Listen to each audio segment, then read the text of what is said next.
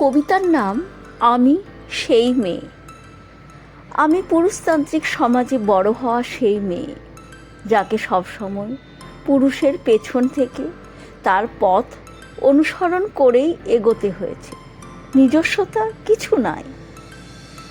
আমি সেই মেয়ে যাকে সমাজে দ্রব্য মূল্যের মতো মাপা হয়েছে, তার ইচ্ছের কোনো মূল্য দেওয়া হয় নাই।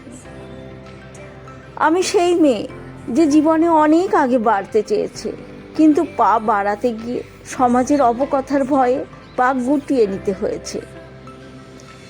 আমি সেই মেয়ে যে চলেছে দিশাহীন পথে, আর হোঁচট খেলেই আবার ঘুরে যেতে হয়েছে উল্টো পথে।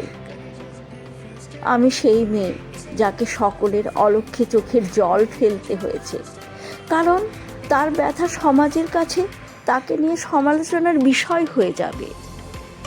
তবু আমি স্বপ্ন দেখি নতুন সূর্যোদয়ে, লড়াই করে হলেও বাঁচতে চাই স্বাধীনতার আর সম্মানের সাথে।